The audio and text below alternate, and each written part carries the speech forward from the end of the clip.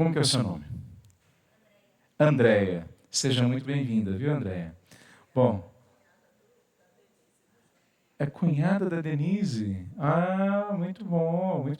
Não, cunhada da Denise, irmão do João? Que bênção, olha só. Ô, João, você não prepara a gente para essas coisas, né? Muito bom, seja muito bem-vinda, viu, querida? Sua família é uma bênção, João, a Denise são uma bênção em nossas vidas aqui.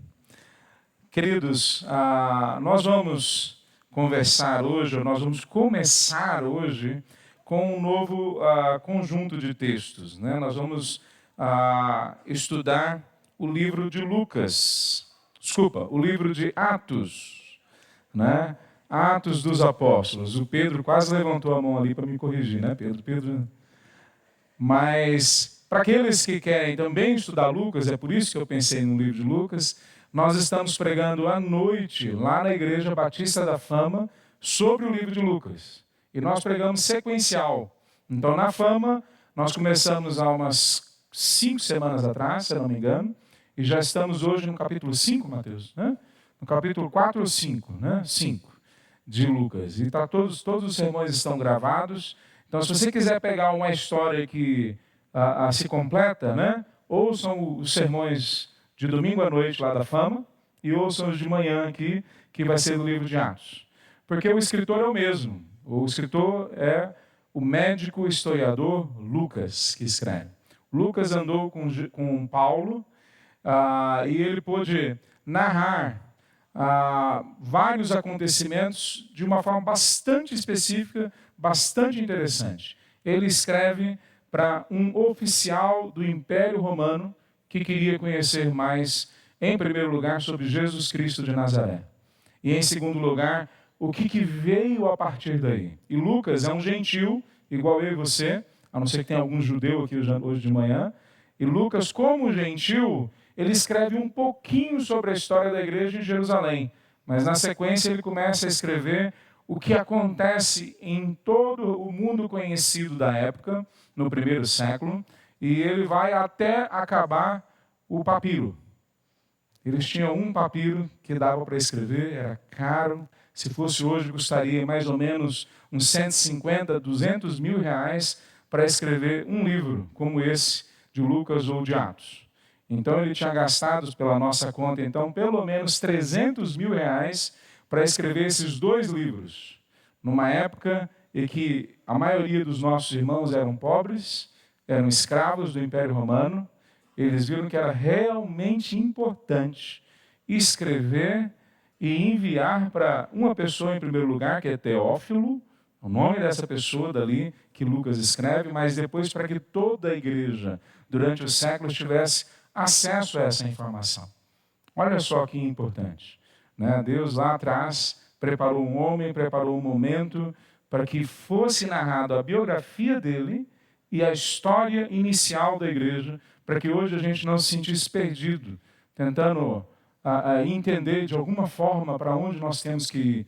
Nós não precisamos se sentir perdidos e nem procurar por aí para onde nós temos que ir. É só nós olharmos o que está descrito sobre Jesus, sobre a sua igreja, sobre como o Espírito Santo de Deus quer agir em nós. Eu queria convidar você para abrir então em Atos.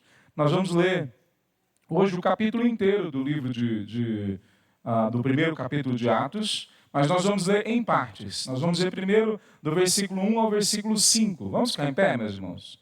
Atos, capítulo 1, nós vamos ler do versículo 1 até o versículo 5.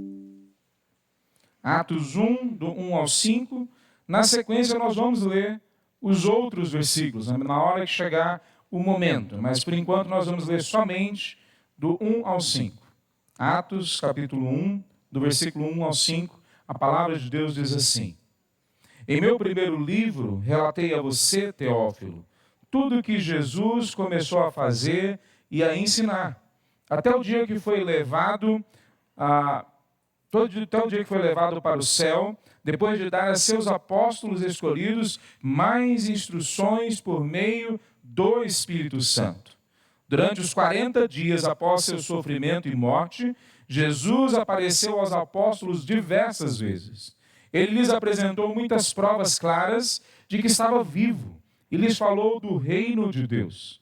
Certa ocasião, enquanto comia com eles, deu-lhes a seguinte ordem: não saiam de Jerusalém até o Pai enviar a promessa, conforme eu lhes disse antes. João batizava com água, mas dentro de poucos dias vocês serão batizados com o Espírito Santo.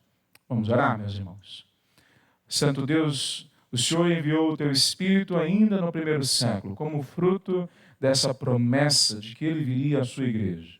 E nós clamamos agora, Pai, que teu Espírito haja poderosamente e livremente em nossas mentes e em corações, convencendo a gente da tua palavra, convencendo a gente daquilo que precisamos entender, aplicar e nos entregar, ó Pai.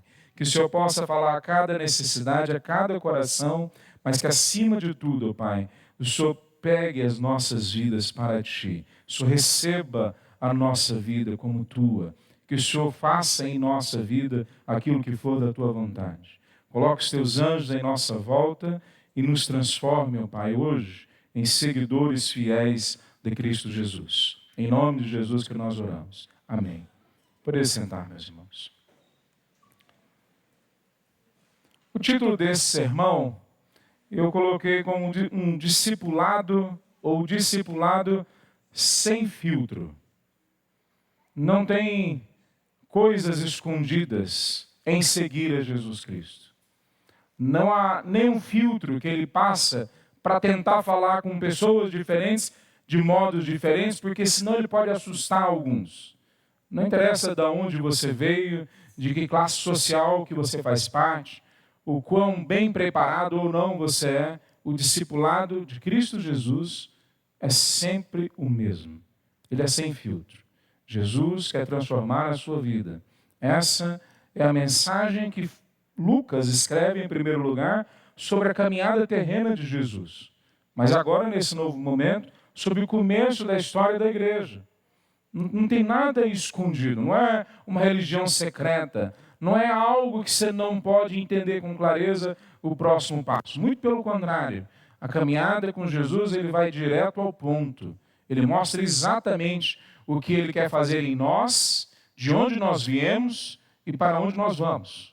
Ele fala claramente como ele vai fazer isso. O conteúdo do discipulado de Jesus é sempre honesto, sempre sem filtros, sempre sem barreiras intelectuais ou emocionais ou histórias que podem nos confundir. Ele sempre leva a gente a ter uma visão realista acerca de quem nós somos, de quem ele é e do que ele quer fazer com a gente. Então, há um romantismo hoje em dia acerca da vida cristã. Vários, na verdade. Não só acerca da vida cristã, mas também acerca do que nós chamamos de missões. Nós somos uma igreja missionária, você que está nos visitando. E nós, o tempo todo, estamos em contato com campos missionários. Gente que vai para a Índia, para a China, para a Amazonas, para o Paquistão, para a Colômbia. Nós, aqui, uma igreja pequena, estamos o tempo todo em toque, em contato, e sendo direcionados como igreja para essa direção missionária. Mas mesmo assim, muitas vezes nós carregamos uma visão romântica, irrealista do que Deus realmente quer fazer em nós e através de nós. E assim também é a vida cristã. Nós começamos a alimentar uma ideia, muitas vezes, não bíblica do que é caminhar com Cristo Jesus. Ele vai resolver todos os nossos problemas aqui e agora, e nós vamos todos ficar ricos e vamos poder fazer o que quiser com os 10% que ficam em nossa casa. É uma visão irrealista, totalmente fora de contexto. Deus não quer transformar você numa versão melhor do que você é. Deus quer transformar você em algo completamente diferente do que você é.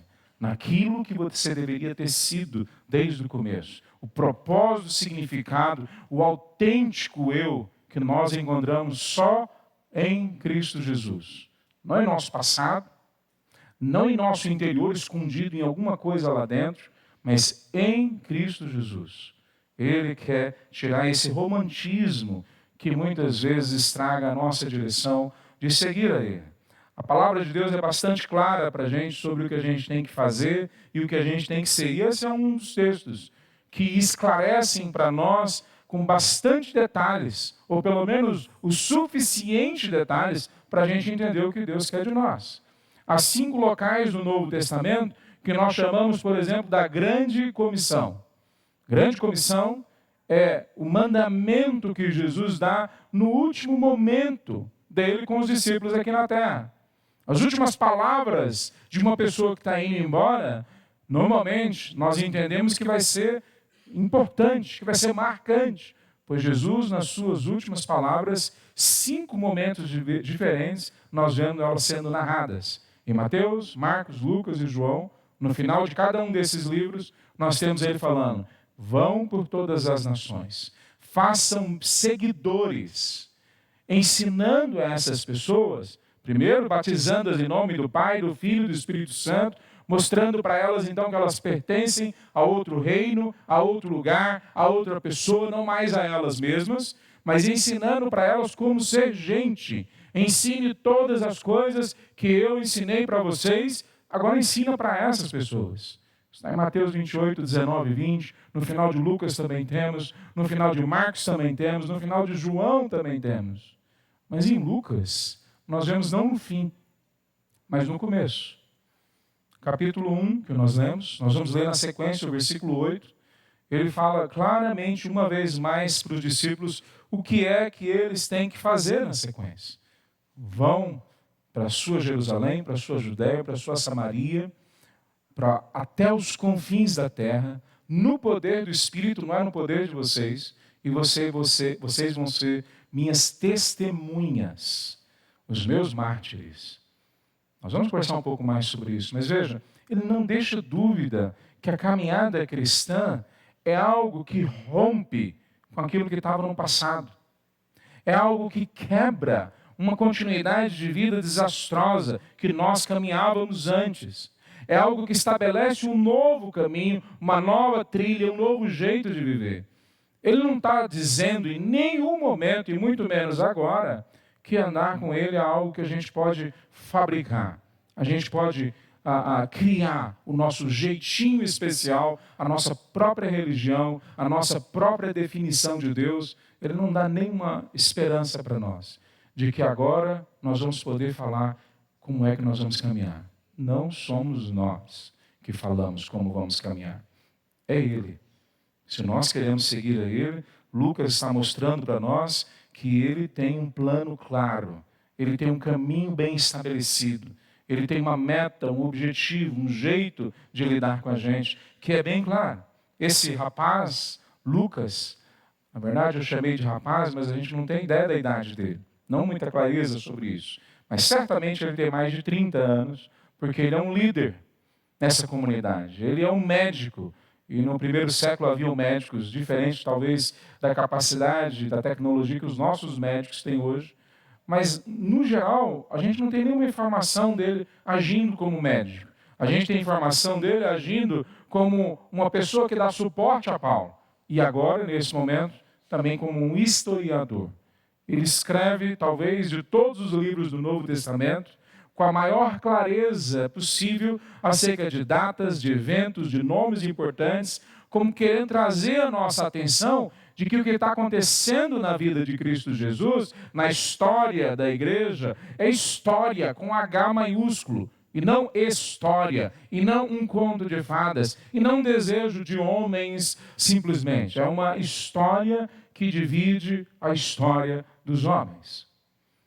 Essa história, no entanto, Jesus mostra na vida dele também que ele valoriza ela, talvez no texto, na vida, na caminhada dele, até mais do que Lucas. Lucas aprende com Jesus que 40 dias depois da ressurreição é importante dar todas as provas possíveis para as pessoas em volta dele entenderem que ele morreu, mas ele ressuscitou. Essas pessoas estavam ali ainda no primeiro século. Paulo fala que elas estão entre nós, em outro texto. Elas poderiam ser visitadas, elas poderiam ser questionadas. Então, quando Lucas escreve, ele está colocando a cara dele a tapa. As pessoas podem ir lá visitar esses 500 que viram a Cristo Jesus depois que ele ressuscitou. Quer dizer, para nós, 2000 anos depois, pode parecer só um texto. Para eles lá atrás, era um testemunho de que eles podiam ir na casa dessas pessoas que diziam ter visto Cristo Jesus. Eles podiam certificar que realmente aconteceu, vendo que algumas dessas pessoas, inclusive, já tinham entregado a vida delas por essa mensagem. Você entregaria a sua vida por uma mentira? Você entregaria a sua vida por uma invenção de uma religião que você que criou? Pois essas 500 pessoas estão em volta daquele momento da história. Alguns já morreram, naquele momento que Lucas escreve, mas nós temos testemunhas vivas falando. Isso aconteceu. A história do Evangelho é a história. No entanto, ela vai para além da história. Ela transcende a história do jeito que a gente vê. Veja, no Antigo Testamento, Deus é apresentado. Deus, Pai. Nós vemos em todas as páginas, ou em todo momento, em toda a narrativa do Antigo Testamento, apontando para Jeová. O nome de Jeová, ele é ampliado, eles têm vários nomes, porque a experiência com Deus vai ditando, vai narrando para eles como eles têm que chamar esse Deus. É o Jeová Jirê, é o Emanuel, é o Jeová Rafá. Daí vem o nome Rafael. O nome de Deus no Antigo Testamento, a pessoa de Deus, é claramente apresentada. Depois nos evangelhos, os 4 evangelhos, a pessoa de Cristo é claramente apresentada. Ele é introduzido dentro da história. O Messias, Salvador, o servo, sofredor, que também é Deus, o Deus Filho, que faz parte da Trindade. Agora, no livro de Atos, que nós vamos começar a estudar, nós vemos agora a narrativa que coloca a pessoa do Espírito Santo no centro. Nós muitas vezes chamamos esse livro de Atos dos Apóstolos. Mas talvez nós precisamos fazer uma correção. Não é Atos dos Apóstolos. É Atos do Espírito Santo de Deus através da sua igreja, que inclui os apóstolos. É o Espírito Santo de Deus que é a pessoa central que está sendo apresentada agora no livro de Atos. E não só lá no primeiro século, isso era importante a gente entender. Mas a gente precisa entender que hoje é o Espírito Santo que convence o homem do pecado, da justiça e do juízo. É o Espírito Santo que nos capacita com dons, com talentos. É Ele que quer redirecionar, quer nos tornar sábios, quer nos levar a reconhecer a Cristo Jesus e a partir disso reconhecer que Deus Pai nos ama e quer nos salvar e nos tirar de onde nós estamos. É o Espírito Santo de Deus que tira o véu dos nossos olhos, que tira a cegueira para que a gente entenda não só o texto e o contexto, mas como isso aplica às nossas vidas, como Ele quer transformar o nosso coração a partir da sua palavra. É o Espírito que traz a gente até aqui e faz a gente compartilhar vida na vida. Pessoas que caminham umas com as outras e nem se conheciam antes, nem têm afinidades muitas vezes. Mas há uma afinidade na vida dessas pessoas. Para vocês que conhecem já uma igreja, ou estão nessa igreja vivendo o Evangelho de verdade, há uma afinidade que vai para além dos nossos interesses, das nossas histórias.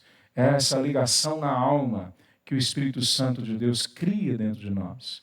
E a gente olha um para o outro e a gente começa a se achar irmão, em se entender irmão, a querer caminhar juntos. Essa é a ação do Espírito que é apresentada agora no livro de Atos. E muito mais do que isso.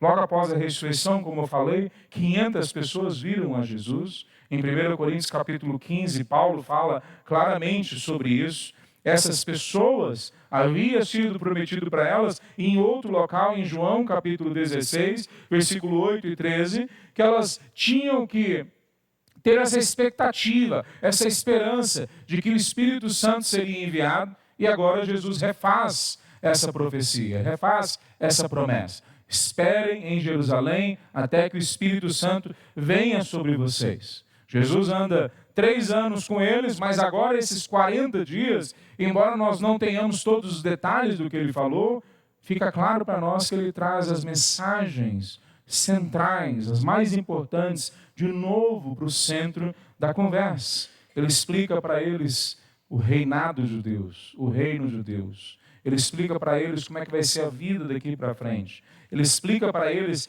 que a caminhada com Ele vai mudar todo o nosso jeito de enxergar a realidade. Como que eu resumo isso, ou como que a gente coloca isso numa proposição? Deixa eu resumir o que eu creio que esse texto está dizendo para nós. Não só esses versículos que lemos, mas o capítulo 1 do livro de Atos. Como discípulos de Cristo, nossa perspectiva da realidade é transformada, alinhando-nos ao reinado de Deus e impulsionando-nos a proclamar Jesus no poder do Espírito para a glória de Deus. Deixa eu repetir para os irmãos. Como discípulos de Cristo Jesus, o nosso olhar acerca da vida é aberto. A gente vê o que nós não víamos. Nós experimentamos o que não tinha acesso a essas coisas antes. Nós temos hoje uma nova vida, mas essa vida vai alinhando a gente a passo com a vontade de Deus e ao mesmo tempo impulsionando a gente para pregar a Cristo Jesus para a glória de Deus no poder do Espírito. É sempre uma ação da Trindade em nossas vidas. Nunca é algo que nós fazemos, mas é sempre algo que nós somos convidados a participar. Eu queria trazer 3 princípios para nós hoje de manhã. O primeiro princípio é que a nossa missão, ou a vida cristã, carrega uma missão de proclamar a Jesus Cristo no poder do Espírito para a glória de Deus Pai. Especialmente no começo dessa caminhada, nós vamos experimentar dúvidas. Nós vamos experimentar dúvidas acerca de para onde temos que ir, como temos que fazer, qual que é o modelo de vida que nós temos que assumir.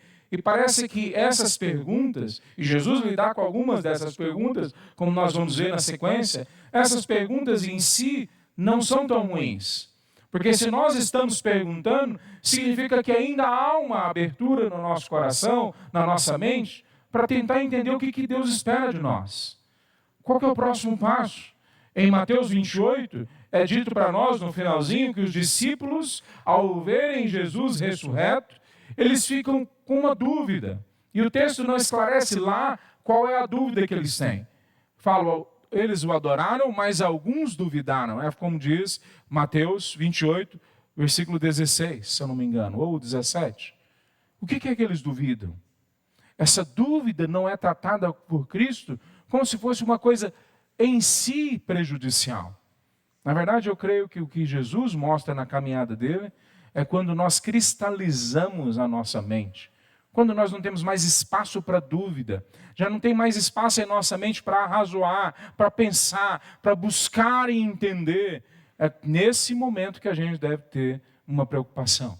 É nesse momento que a gente deve ficar preocupado se nós não abraçamos uma realidade muito menor do que aquilo que Deus queria dar para nós. Veja, os discípulos, nós vamos ver na caminhada, eles têm esse apego ainda com a cultura judaica. Eles têm esse apego ainda com a tradição judaica.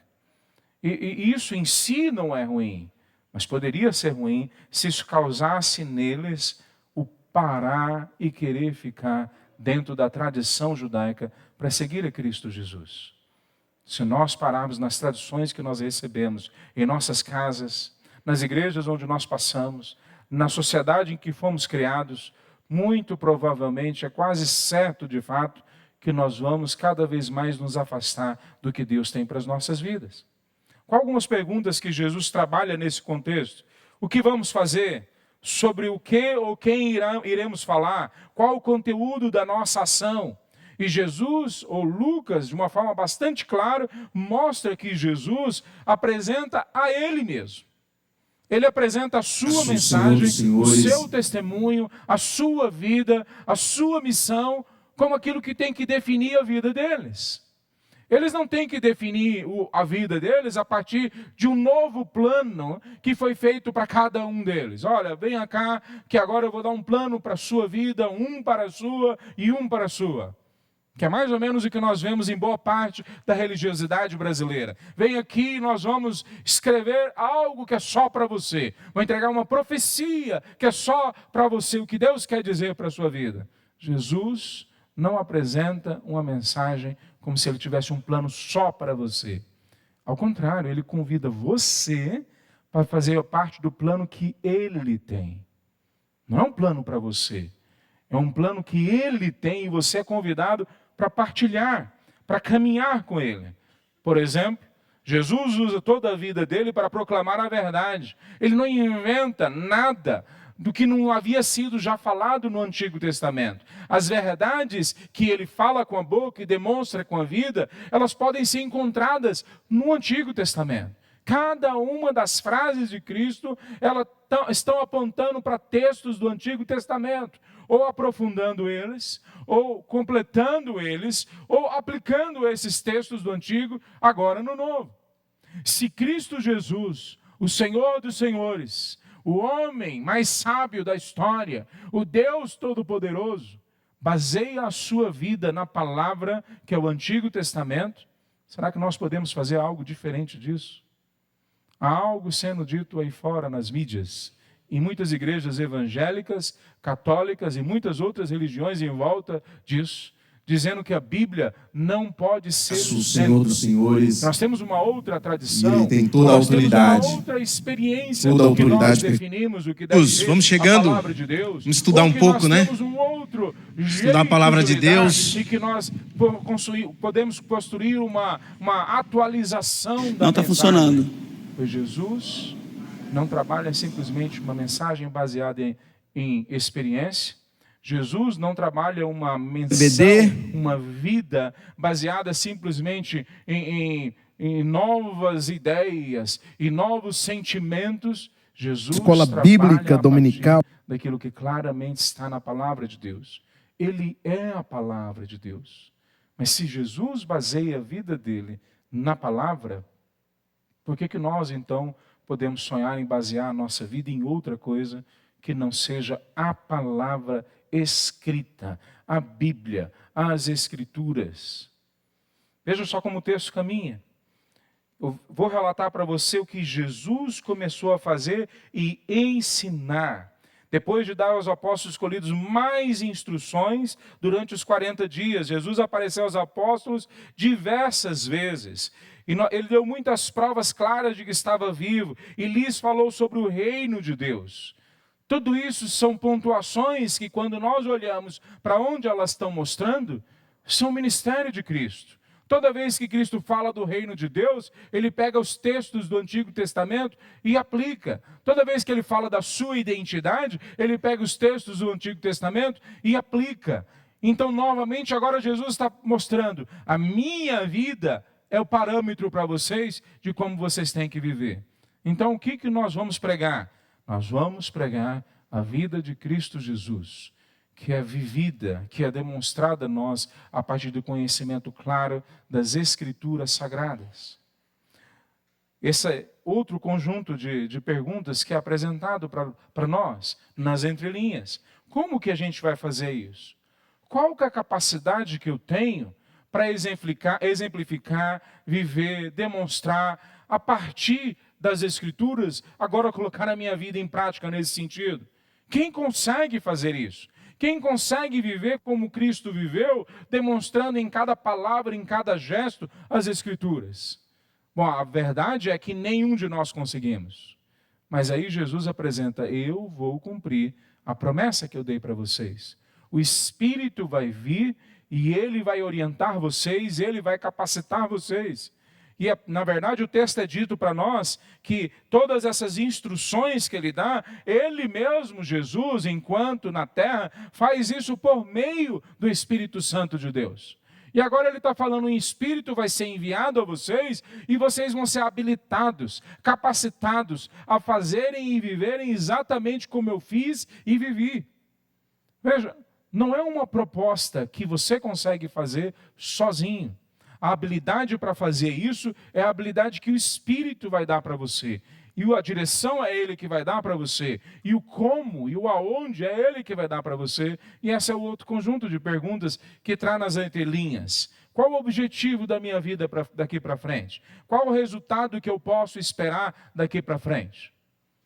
Bom, o objetivo que Jesus coloca é que Ele vai na direção de pessoas alvo, que vão ser tocadas pela vida dele. E a forma como ele vai na direção dessas pessoas é que ele sacrifica, ele entrega o todo da vida dele, não só parte, para que essas pessoas sejam alcançadas pela graça de Deus. Nós vemos com muita clareza que quando Jesus vai na direção das pessoas, a família dele é alcançada, as pessoas em volta são alcançadas, mas também pessoas distantes são alcançadas, pessoas que não eram tidas como bem-vindas naquela sociedade são alcançadas. As pessoas que são alvo da ação de Cristo Jesus são todas elas trazidas para perto dele pela entrega que ele faz. O que será que ele pede da gente então? Que nós façamos o mesmo tipo de sacrifício pelas pessoas que estão na nossa zona de influência, o mesmo que estão distantes de nós. Que nós sacrifiquemos os nossos bens, o nosso tempo, que nós sacrifiquemos as nossas capacidades e habilidades para que as pessoas possam ver o toque da graça de Deus chegando na casa delas. Veja só, a mensagem é Jesus. O jeito de fazer ou pregar essa mensagem é no poder do Espírito. E o objetivo são as pessoas.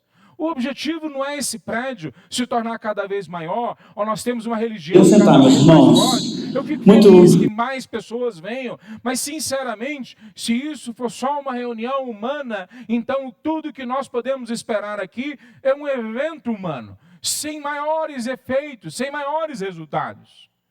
Mas se nós viemos aqui para pregar a mensagem de Cristo, no poder do Espírito, então nós podemos ter a esperança, a expectativa de que o resultado que Ele vai entregar para nós vão ser vidas transformadas, profundamente transformadas. E não só vidas entusiasmadas com alguma religião, esperançosas que hoje fale alguma coisa que dá um rebuliço assim na boca da barriga e que a gente fique mais emocionado. Sinceramente, meus irmãos, na igreja não estão os melhores comunicadores, não estão os melhores promotores de evento, na igreja não estão os melhores músicos, na igreja não estamos necessariamente disputando para sermos o melhor promotor de evento da sociedade. Nós estamos dizendo que tudo isso que nós fazemos aqui só tem um único sentido, só um sentido: adorar a Deus. Só tem esse sentido. Nós não estamos nem necessariamente querendo conquistar você que está aqui hoje.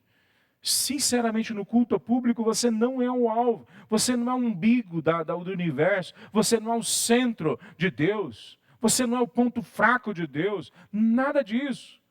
Ele é o centro. E nós viemos aqui para adorar a Ele. Mas quando nós viemos aqui para adorar a Ele, falando a mensagem que pertence a Ele, Ele habilita a gente com o poder do Espírito Santo dEle. E Ele transforma vidas através das nossas vidas. Eu não sei que outra missão que pode ter no mundo que possa se equiparar com essa. Qual a excelência que você pode aplicar na sua empresa, no seu trabalho, que possa gerar um resultado maior do que esse? Transformação verdadeira na vida de pessoas para o hoje, para o agora, mas também para o lá distante, para o eterno, para a eternidade. Não há nada que nós possamos fazer que se compare a essa missão de trazer glória ao nome de Deus através de tudo que nós fazemos. E que com isso nós recebemos um resultado claro. Vidas são transformadas, vidas são tocadas pela nossa vida. Muitas vezes nós imaginamos que o culto é uma entrega do melhor que nós temos para Deus. Aí nós entregamos os 10%, nós entregamos o filé do nosso tempo do final de semana, o domingo de manhã, que a gente podia estar dormindo, descansando, fazendo outra coisa, passeando. Muitas vezes a gente acha que o domingo, ou a nossa entrega no culto, é simplesmente entregar a melhor parte que nós temos. Mas quando a gente sai ali na porta, agora a gente pode tocar a nossa vida do jeito que a gente quiser. A gente pode usar os 90%, como foi dito agorinha aqui, do jeito que a gente quiser. A gente pode agendar a nossa vida, os eventos de segunda a sexta-feira, do jeito que a gente quiser. Se você entendeu assim o Evangelho, das duas uma, ou você ainda não foi encontrado pela graça de Deus, ou você ainda está muito imaturo. Significa que você está muito longe de experimentar a plenitude do que Deus tem para a sua vida. O que Deus nos chama a fazer no domingo, no culto público, é entregar não a melhor parte, é entregar 100%. 100%. E olha que quando eu falo entregar a melhor parte, nem é o que está no coração da maioria dos cristãos. Eles entregam sofrendo 10%. Eles vão quase que arrancados, carregados para o culto. Nem é a melhor parte do que eles poderiam entregar, mas mesmo que você esteja com a mentalidade de entregar a melhor parte, não é isso que Deus está pedindo para você. O que Deus está pedindo para você é tudo. É tudo que você tem. Mas Ele entrega muito mais, absolutamente mais, infinitamente mais do que o que você consegue entregar. Você entrega 80 anos, 90 anos, 100 anos de vida, Ele entrega uma eternidade, milhares e milhares de anos. Você entrega a sua vida pessoal, Ele dá para você toda a sua família junto, amigos seus, pessoas em volta, vizinhos. Você entrega aptidões, habilidades, capacidades, e Ele entrega resultados que você sabe que você não conseguiria produzir. Você entrega o seu coração para Ele, e Ele vem morar dentro do seu coração. O que você entrega é infinitamente menor do que Ele entrega para você. Segundo princípio, eu queria ler então os versículos agora de 6 a 11. A próxima parte dessa narrativa. Atos 1, de 6 a 11. Diz assim: Então os que estavam com Jesus lhe perguntaram: Senhor, será esse o momento em que restaurará o reino a Israel? Ele respondeu: O Pai já determinou o tempo e a ocasião para que isso aconteça, e não cabe a vocês saberem.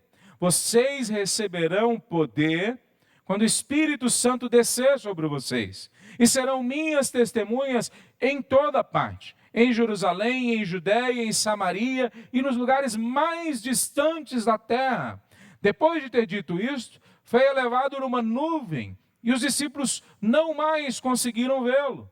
Continuaram a olhar atentamente para o céu, até que 2 homens vestidos de branco apareceram de repente no meio deles e disseram: Homens da Galileia, por que estão aí parados, olhando para o céu?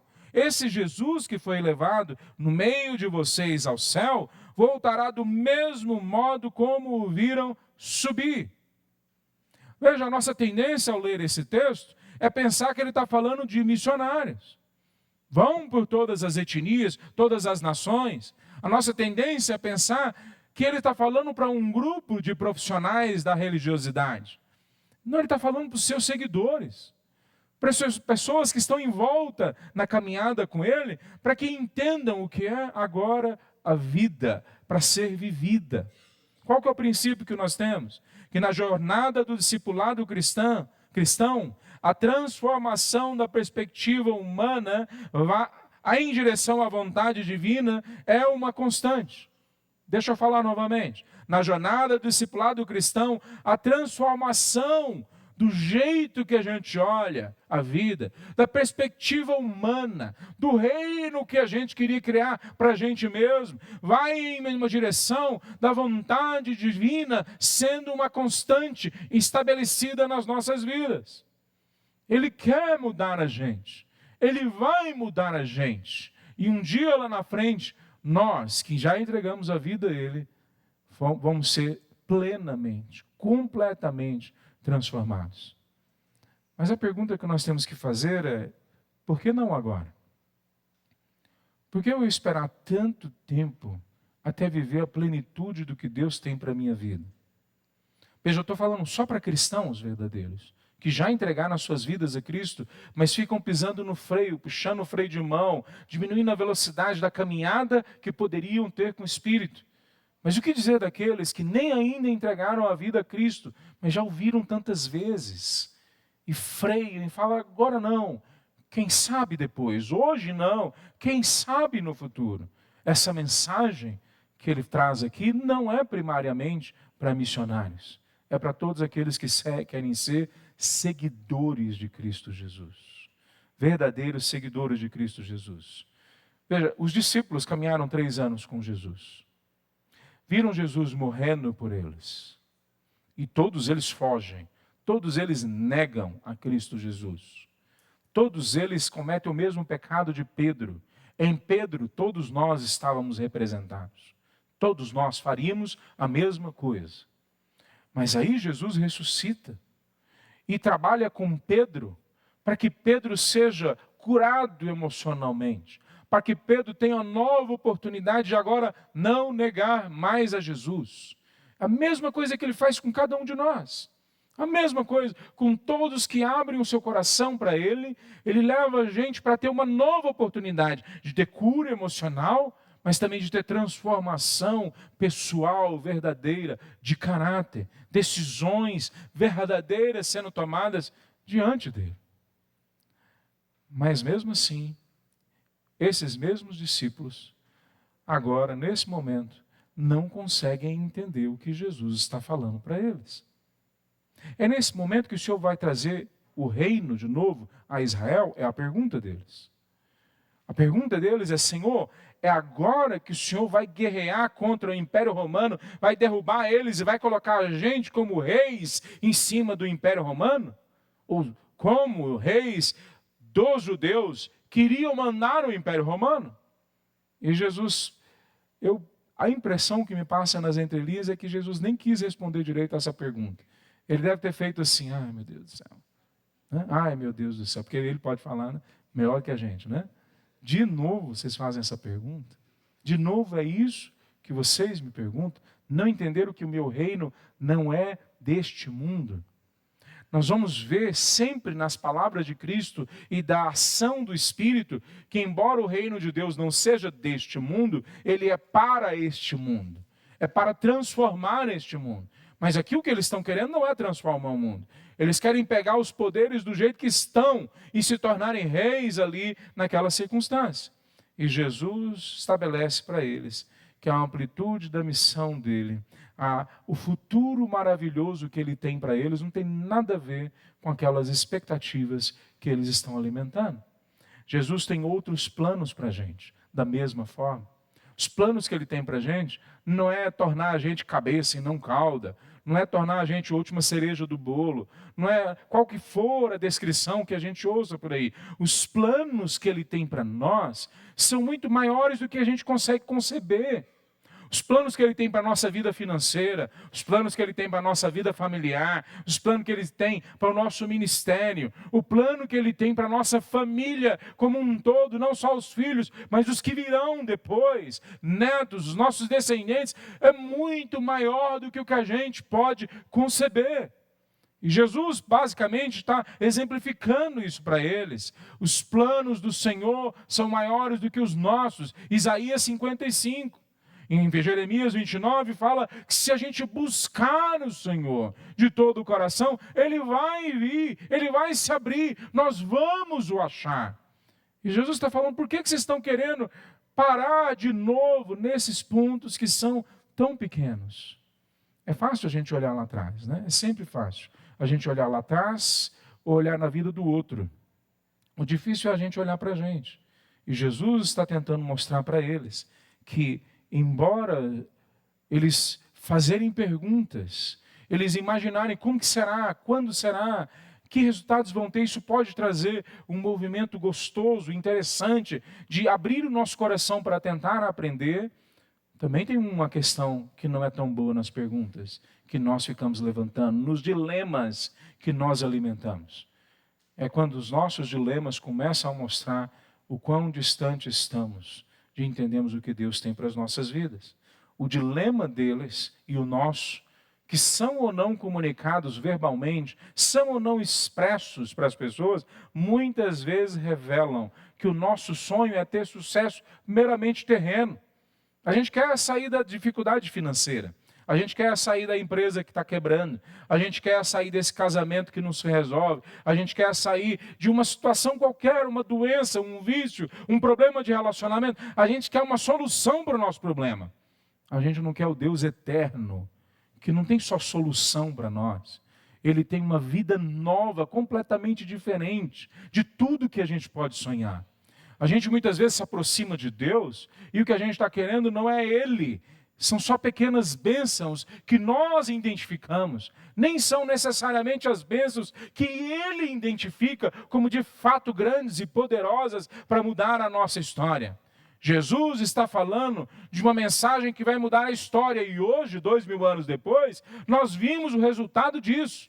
O Evangelho chegou em todos os países do mundo. O Evangelho está não ainda em todas as culturas, mas rapidamente nós vemos sendo fechando o leque das nações que não conhecem a Deus. Nós vivemos no Ocidente, que foi influenciado, que foi transformado, impactado pela mensagem do Evangelho. Mesmo assim, nós temos ainda pecado, mas tira o cristianismo da história, o que sobraria aqui no Brasil?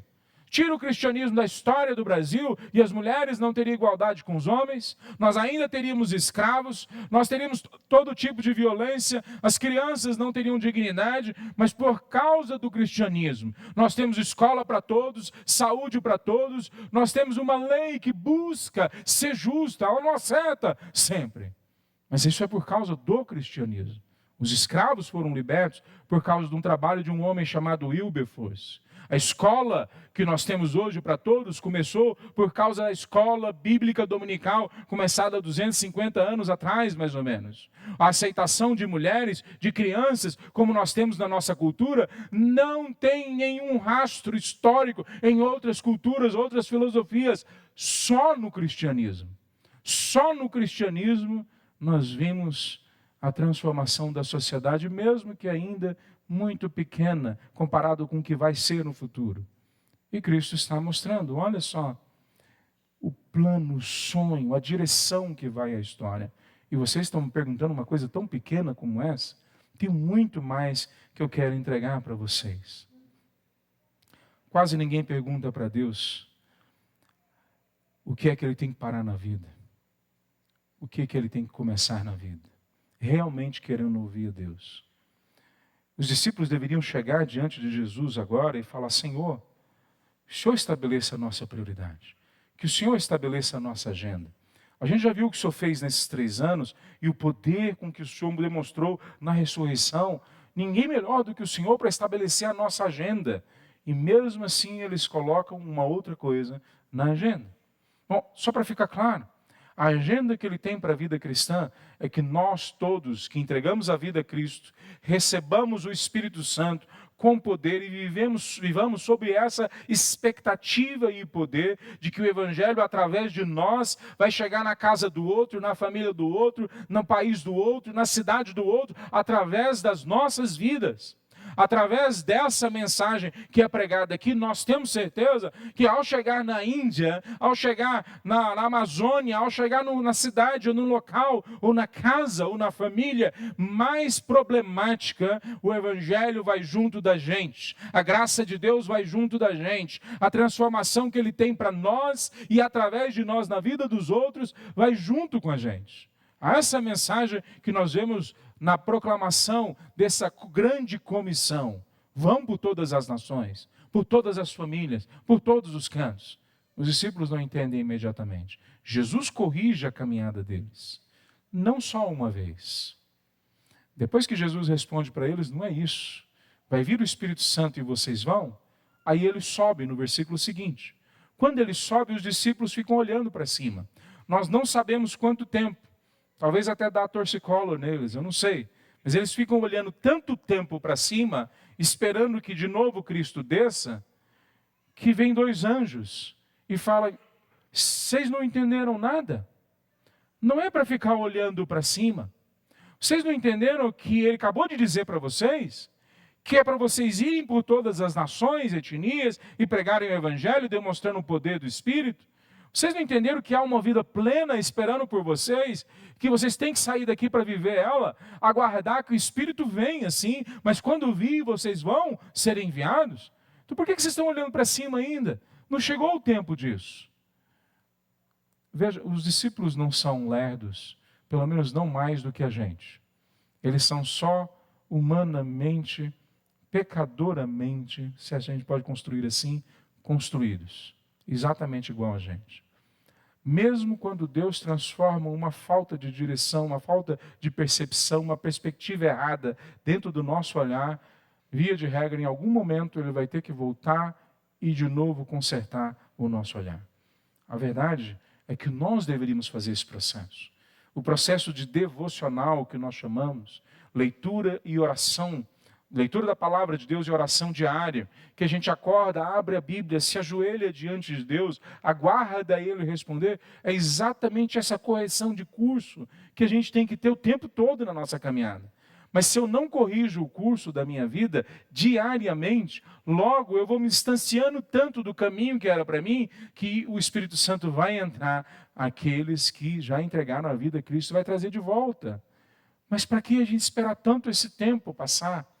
Porque a gente mesmo não chega uma vez depois da outra, um dia depois do outro, diante dele e fala: Senhor, corrige o curso da minha agenda, o jeito que eu organizo o meu dia, o jeito que eu uso o meu dinheiro, o jeito que eu converso com a minha esposa, com o meu esposo, com os meus filhos. Corrija, não deixa eu ir tão distante que eu tenho que ser corrigido, que eu tenho que sofrer para voltar para o caminho. Me traz agora. Bom, aqui há uma esperança quando a gente olha nesse texto. No mesmo momento, na mesma narrativa, o Senhor Jesus e anjos de Deus corrigem os discípulos 2 vezes da direção errada que eles estão indo. Então eu oro para que seja assim na vida de todos nós. Que o Espírito Santo de Deus nos corrija imediatamente quando a gente começar a se afastar. Que a gente não tampe os ouvidos, não cegue os olhos, não se torne um coração tão fechado que a gente não ouça o que Deus tem para falar às nossas vidas. Deus tem algo muito maior do que nós podemos planejar. O discipulado cristão sempre apresenta, então, essa proposta para o que Deus tem para nós. Há um exemplo que foi dado por um pastor, e eu gostei muito, de que a eternidade é como se fosse, eu não estou com o microfone aqui, mas esse cabo do microfone indo até lá na frente. E a eternidade é como se a eternidade estivesse vindo lá da frente, e ela vai continuar para cá. E eu agora, nesse momento da história, faço a mesma oração que Davi fez no Salmo. Senhor, Salmo 139, sonda o meu coração e vê se eu desviei desse caminho eterno. E se por acaso eu desviei dele, me traz de volta de onde eu estou para voltar para esse caminho eterno. Talvez você já conheceu a Cristo Jesus, mas com certeza há em todos nós ainda passos, pegadas, há em todos nós ainda momentos que nós estamos caminhando fora do caminho eterno que Deus tem para as nossas vidas. Clame a Ele agora. Qual que tem que ser a nossa oração? Torna sensível o nosso coração. Nos mostra o que temos que parar e o que temos que começar. Os discípulos estão sendo expostos agora a essa mensagem de uma forma bastante radical. Eles já passaram 3 anos com Jesus. Eles já viram a ressurreição. Agora é a hora de ir, é a hora de ser maduro, é a hora de representá-lo, de ser testemunha. Mesmo eles tiveram que, nessa hora, serem tratados.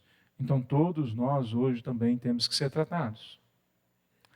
Deixa eu ler a última parte do texto para nós vermos o último princípio.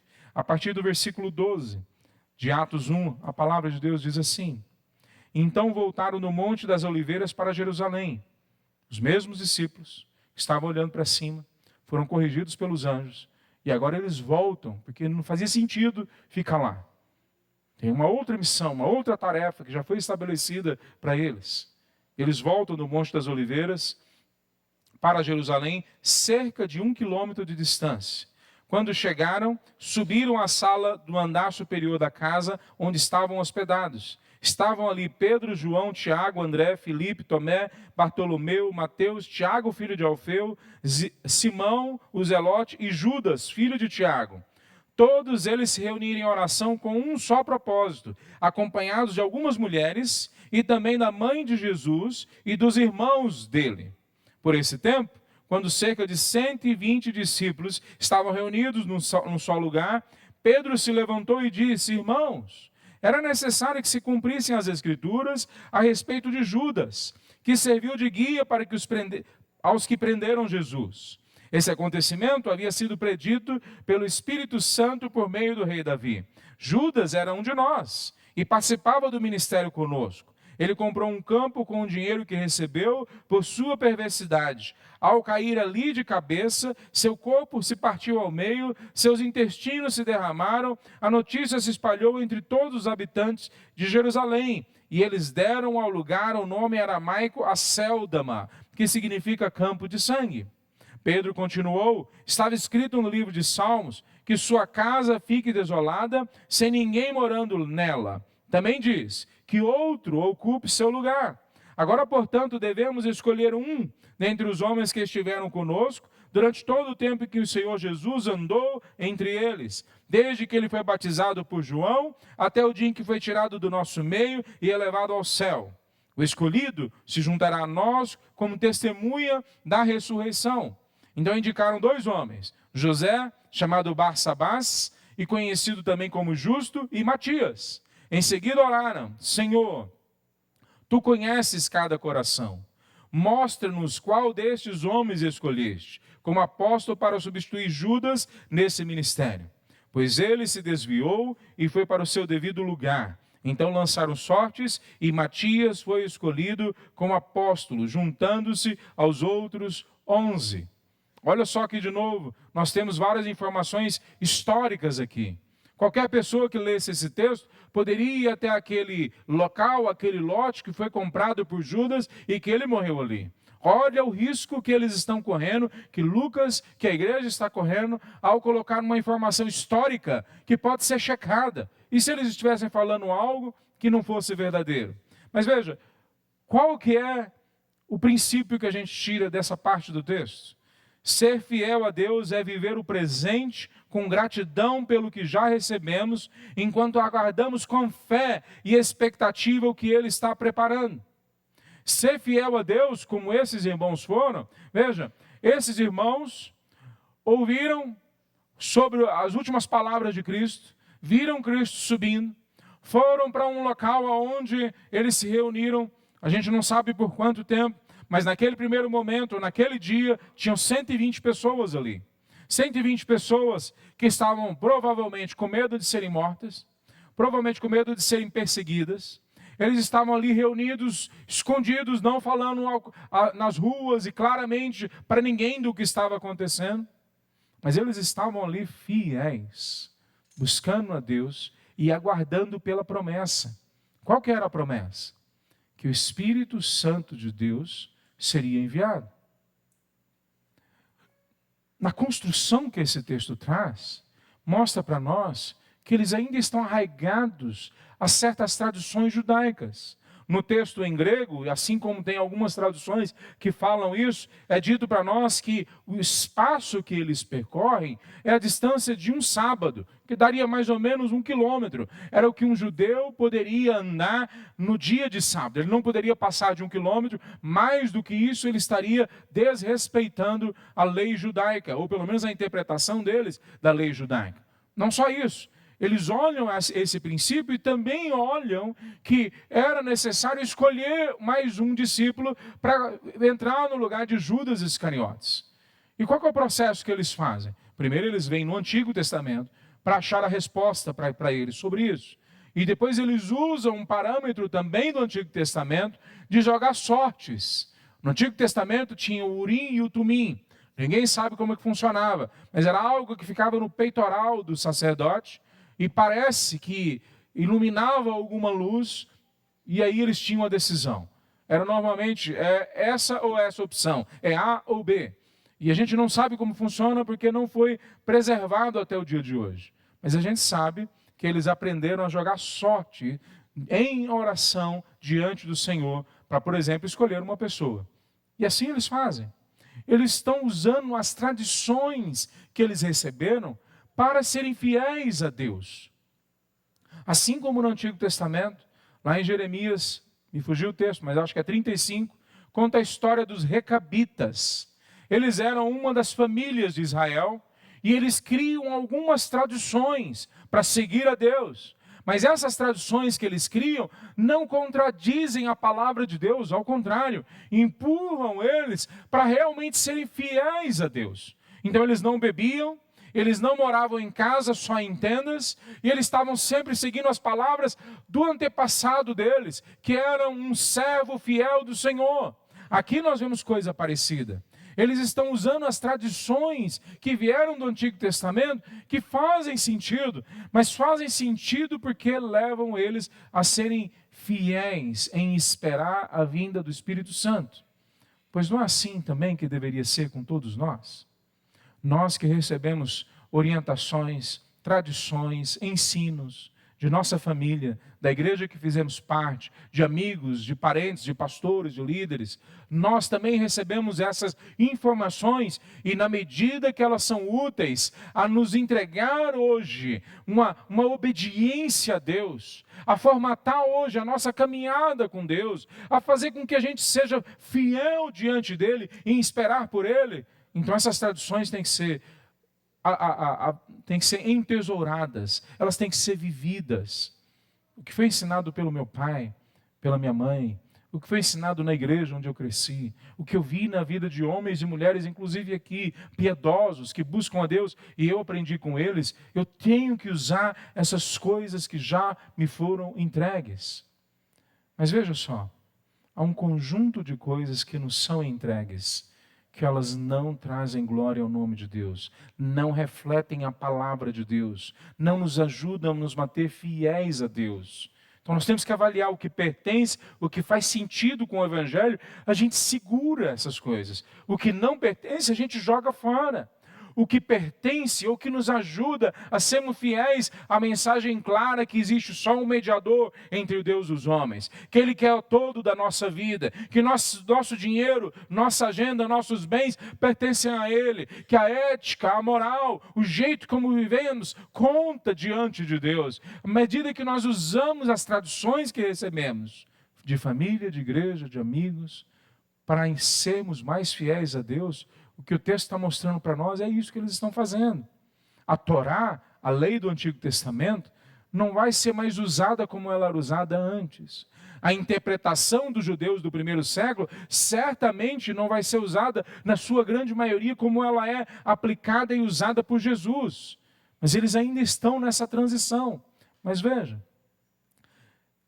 à medida que eles ficam firmes, mesmo usando tradições do Antigo Testamento, que são entregues para eles, mesmo assim, o que eles estão fazendo é aguardando aquilo que Deus vai fazer por eles. Eles estão na expectativa da promessa que foi entregue para eles, de que viria o Espírito Santo de Deus. Eles já viveram um avivamento no momento anterior, enquanto Cristo estava andando com eles. Eles viram cegos voltando a ver, coxos andando, homens poderosos se tornando humildes, homens humildes se tornando capazes e líderes. Eles viram uma série de milagres acontecendo, milagres que vieram no momento de grande avivamento. Mas agora é prometido para eles que vai vir um outro avivamento, que o Espírito Santo vai vir sobre eles. E eles poderiam voltar para a vida deles e tocar a vida deles de qualquer jeito. Eles poderiam viver, então tá bom, o dia que vier, eu começo de novo a servir a Deus, a ser fiel em buscar a Deus, a ser fiel em ficar com o povo de Deus, a ser fiel em buscar a palavra de Deus. Mas não é isso que eles fazem. Eles se mantêm unidos, aguardando até que a promessa venha sobre a vida deles. A promessa de que o Espírito Santo viria sobre eles. Nós vamos ver isso no capítulo 2, semana que vem. Quando o Espírito vem sobre aqueles irmãos, o mesmo Espírito que hoje está dentro da vida daqueles que entregaram a Cristo Jesus. Efésios capítulo 1, versículo 14, diz que o Espírito Santo é o selo de Deus, a garantia da nossa salvação. Todos que se entregam a Cristo Jesus como Senhor, têm agora o Espírito de Deus morando dentro da vida deles. Mas mesmo antes de chegar aquele momento, eles alimentam no coração deles a expectativa do novo momento que vai vir sobre eles. Meus irmãos, esse é o culto que agrada a Deus. O culto que agrada a Deus não é sermos certinhos. As nossas justiças, os nossos melhores atos são trapos de imundícia diante de Deus. O culto que agrada a Deus é Isaías 61. Senhor, quem dera o Senhor fendesse os céus e viesse de novo sobre nós, como no passado. O culto que agrada a Deus é o culto que alimenta uma expectativa. Senhor, eu sei que se o Senhor vier hoje, eu vou ser curado, eu vou ser transformado nas minhas finanças, a minha família vai encontrar contigo. Eu sei que se o Senhor hoje fizer o que o Senhor já fez no passado, na minha vida ou na vida de outros que eu vi, eu sei que vai acontecer uma mudança sem igual, transformadora de verdade, profunda na vida. Pois é isso que eles vão experimentar no capítulo 2. Mas antes de chegar ao capítulo 2, eles vivem isso. Eles entesouram o que eles já receberam. Mas eles têm uma expectativa profunda pelo que eles ainda vão receber. Eles valorizam o que já foi entregue para eles. A palavra, a caminhada com o Senhor, o Antigo Testamento, valorizam todos aqueles momentos de avivamento que eles viram Jesus fazendo. Mas o coração deles agora está olhado para frente. Senhor, manda de novo. Senhor, manda a tua promessa. Senhor, entrega sobre as nossas vidas aquilo que o Senhor disse que ia entregar. Há uma expectativa no coração deles pelo novo que Deus vai entregar para eles. Como que é o seu culto a Deus? Como que você veio hoje de manhã? Você veio num esforço de tentar entregar uma coisa boa para Deus, o melhor do seu horário, talvez alguma coisa da sua atenção, do seu dinheiro, talvez até o desejo de mudar certas áreas na sua vida, e talvez você está falando, Senhor, me ajuda aí a mudar algumas coisinhas na minha vida. Ou você veio aqui falando, Senhor, eu quero a picanha maturada do céu. Senhor, eu quero o favo de mel do teu Espírito. Senhor, eu quero os deleites que o Senhor entrega só para aqueles que te conhecem do fundo do coração. Senhor, eu quero transformação no fundo da minha alma que é prometida na tua palavra. Senhor, eu quero que os meus dramas e os meus tramas internos sejam resolvidos pelo teu Espírito. Senhor, eu sei que quando o Senhor toca, o Senhor levanta morto. Eu sei que o Senhor pode levantar a minha vida. Senhor, fala hoje. Senhor, que teu anjo, que o teu Espírito, que a tua ação, que o teu poder, que a tua graça haja hoje mais uma vez na minha vida. Como que você veio adorar a Deus hoje? Qual é o sentimento, a impressão, a mentalidade que você tem alimentado? Isso faz toda a diferença. Deus se agrada daqueles que buscam se agradar nele. Deus abre as portas para aquele que o procura de todo o coração. Deus se aproxima daqueles que querem se aproximar dele. Deus vem ao nosso encontro, a todos nós, mas para alguns de uma forma bastante especial. Para aqueles que falam, Senhor, a minha expectativa é que teu Espírito Santo encha a minha vida. Se já encheu uma vez, encha de novo. Se nunca encheu, me mostra isso que eles viveram. Essa experiência profunda com o poder do alto, que não é criada por emoção, que não é criada simplesmente por razão, mas é criada por transformação do Espírito Santo de Deus. Lucas começa a história da igreja não contando só fatos históricos, por mais importantes que sejam. Deus invade a história, mas Ele quer levar a gente para além dessa história, para muito mais além da história que a gente consegue construir. Ele quer construir uma nova história para nossas vidas.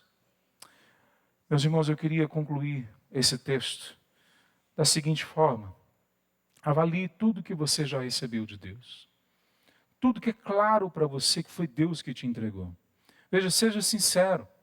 Não traga para sua mente agora coisas que vão contra o que o Evangelho diz, não vai te ajudar. Mas avalie quais experiências, quais homens e mulheres, talvez seu pai, talvez sua mãe, pastores, o que é que Deus já entregou para você. Valorize isso. Valorize, coloque isso diante de Deus e fala, Senhor, obrigado, porque o Senhor não me deixou abandonado lá atrás. Mesmo nas minhas falhas, nos meus descaminhos, o Senhor me empurrou para chegar até hoje. Até aqui o Senhor me empurrou para que eu chegasse aqui.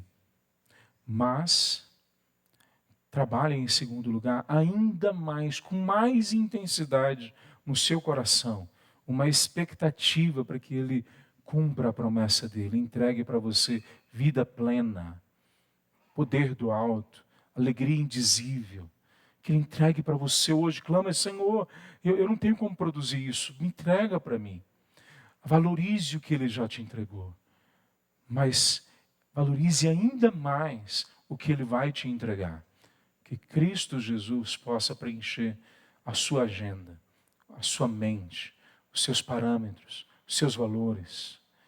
E quem sabe semana que vem, ou amanhã, ou hoje, a gente vem experimentar mais uma vez Atos capítulo 2.